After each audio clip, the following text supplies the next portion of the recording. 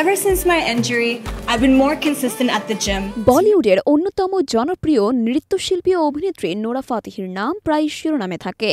তার মিউজিক ভিডিওগুলো বিশেষ করে দিলবার গান দর্শকদের মুগ্ধ করে।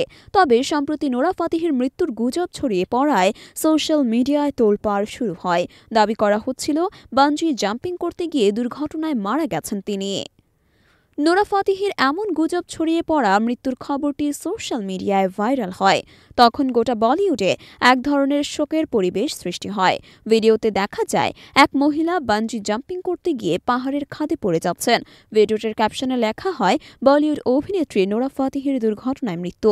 তবে নোরা ফাতেহির টিম দ্রুত খবরটি অস্বীকার করে জানায়, অভিনেত্রী পুরোপুরি সুস্থ আছেন এবং তার মৃত্যুর খবরটি পুরোপুরি মিথ্যে।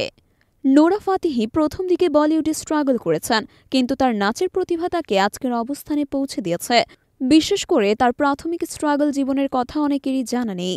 শোনা যায় তিনি প্রথমে কিছু খারাপ প্রস্তাব পেয়েছিলেন, কিন্তু তিনি তা নাকচ করে দিয়ে নিজের খ্যাতি অর্জন করেন।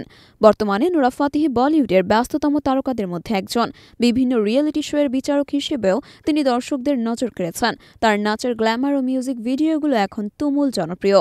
তবে নোরা এখনও তার ক্যারিয়ারে নতুন অধ্যায় শুরু করতে চান এবং গুজবের মধ্যেও তার ফোকাস হারাচ্ছেন না।